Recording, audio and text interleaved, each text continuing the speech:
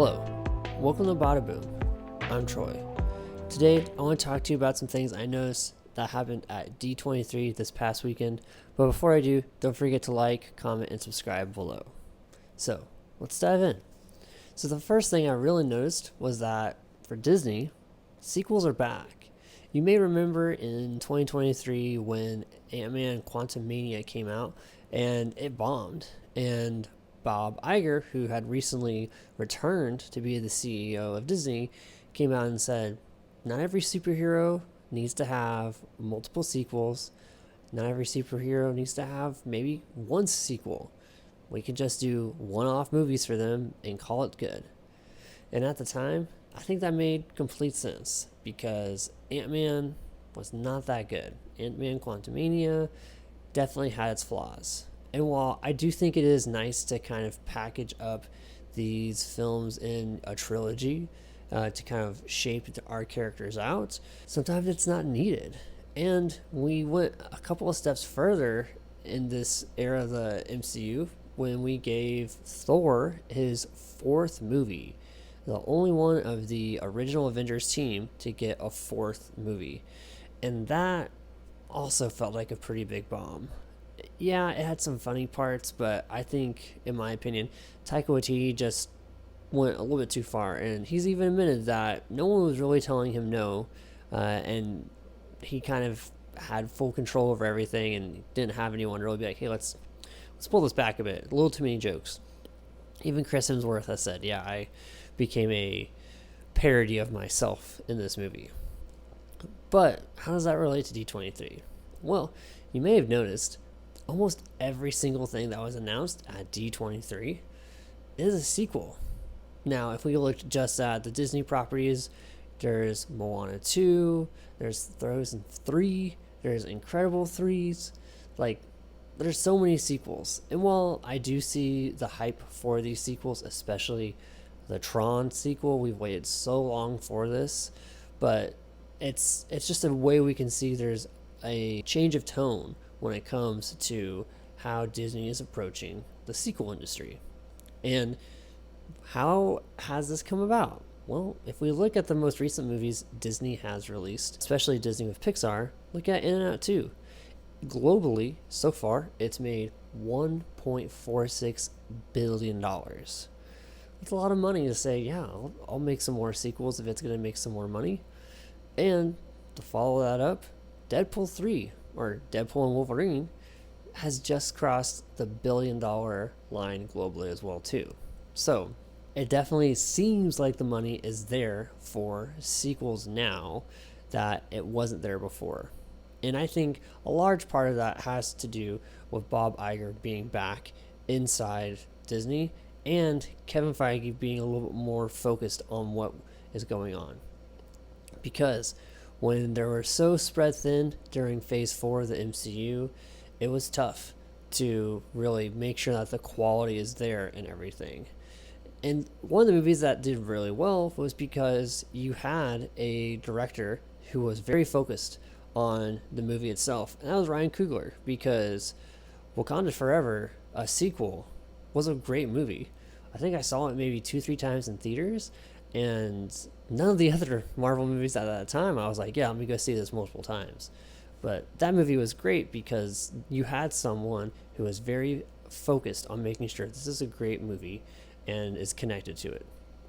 Kevin Feige is that for a lot of MCU projects, and now he's going to be able to do that again because he's not going to be as spread thin. They've refocused the strategy. So what else is coming out from D23 from Marvel that looks like it's going to be great? Well, Daredevil Born Again series, season 1, is going to be coming out in March of 2025, and they're already filming season 2 starting soon. So that looks pretty dope. We saw a couple of different masks of Daredevil, and we saw the original crew kind of get back together. John Bernthal is going to be returning as the Punisher, which best Punisher, I think, in all of Marvel's history. Like, he nails that. And I didn't think we would get him back after the Netflix series, and also he had his own Punisher series on top of that as well. But he portrays that character so well, so I'm glad he's coming back. We also got to see that White Tiger is going to be making an appearance in Daredevil Born Again as well. And the original character, the original actor for Bullseye is going to be coming back. And we get a quick glimpse of him going into jail. So this looks like it's going to pick up exactly where the Netflix series left off, which I am super happy about. All the Netflix series, Daredevil in particular, was top tier. Every show I watch, whether it was on CW or now Disney Plus or anything, if it's live action and it's based with superheroes, I always compare it to Daredevil as being the standard. So I hope we bring back that level of intensity, and like that's the standard for these shows going forward with Disney Plus, especially with Daredevil Born Again. We also got some cool looks at a couple of things that they're going to be doing in X-Men 97. They're going to have some Grant Morrison comic book accurate uniforms. We're going to see Polaris in the second season of X-Men 97. We got a quick look at Eyes of Wakanda, which is going to be a animated series. I believe it's going to be 4 episodes. And there's going to be a Marvel Zombies show. It's going to be 4 episodes, and it's going to have a higher age rating, so it looks like it's going to be pretty gory. And then on top of that, What If is going to come back for season 3. And we got some glimpses of that earlier on of what it looks like it's going to be.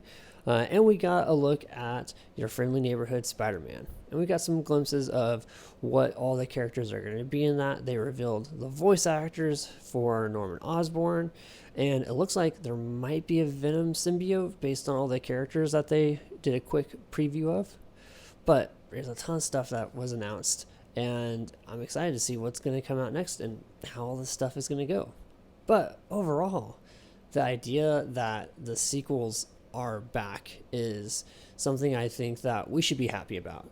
I'm really glad that Inside Out 2 got all the money that Disney really needed, especially Pixar, because now you can see all these other movies. I never thought I would ever get to see an Incredibles 3 because if it took so long from Incredibles 1 to Incredibles 2 to happen, so I just wrote off that I would ever get to see Incredibles 3. We're going to get a Toy Story 5. I think that's a little bit of overkill. I think we're past the point of having so many Toy Stories, and some franchises just need to rest. But now that we're getting like a 5th one, I'm like, we should get a 6th one as well so we can just cap it over nice and smooth. But we're also going to hopefully see some good energy coming up behind Marvel sequels, because with the success of Deadpool and Wolverine, why wouldn't Marvel and Disney say, yeah, let's put some more money behind making some sequels? Because if they just looked at this one, it looks like it's going to do great if they put more money behind other sequels. I think this is a unique situation because Deadpool and Wolverine is a unique situation because there's been so much hype for it. Hugh Jackman, everyone loves him as Wolverine. He's the original, like, superhero. He's worn the costume, been the character for so long that like generations of people just love him and will go see him. And who doesn't love the Merc with a mouth? Who doesn't love Deadpool? It's a winning combination. So I think they really need to be a little more cautious though on how they approach sequels. Yeah, make sure they have the resources, make sure the writing is on point, make sure that the casting is set up to work well together and they have that synergy. And we're going to get another test of this in February because we're going to see Captain America: A Brave New World. And yeah, this is a sequel for Captain America, but I kind of think of this as a whole new trilogy, kind of like how we have the Star Wars trilogies, because this is Sam Wilson as Captain America, much like, we had Phantom Menace and A New Hope. Like, they're separate. I think this is how we got to think about the Captain America trilogies. We had Steve Rogers trilogy, and now we're going to have Sam Wilson's trilogy. So let's see how this sequel kind of does, and if it makes the money that Disney thinks it will. And hopefully they'll say, you know what, Deadpool and Wolverine, we can acknowledge that was a one-off, and Captain America: Brave New World, it is doing well. Let's put more money into sequels because we've definitely made it back from this. So we'll have to see. And I think a lot of the movies that are coming out for MCU Phase 5, not a lot of them are sequels. A lot of them are going to be originals. Like, I know everyone's looking forward to the Fantastic Four movie. It's the first one. We're going to have, of course, some Avengers sequels, but those also kind of feel like they're going to be not necessarily a sequel, because we're going to have a whole new team and a whole new cast. It's not like we're walking into like an Age of Ultron or Infinity War. Like, we're going to have so many new characters and so many new villains, and by that time, that it just doesn't really seem like it's a sequel. So it's tough to say how Marvel's going to go forward with investing in sequels when it doesn't really feel like we have those sequels kind of lined up before. So we'll have to wait and see how it looks like for sequels for them. But what do you guys think? Are you excited for us to get more sequels from Marvel, from Star Wars, from Disney and Pixar films? Or do you want them to kind of just stick to more originals? Do you want them to kind of say, hey, we've done enough of these movies, like Toy Story 5? Not every superhero needs to have a trilogy. They just need to have one or two movies, and that's fine. What do you guys think? Let us know in the comments below, and don't forget to like and subscribe. And with that, bada boom!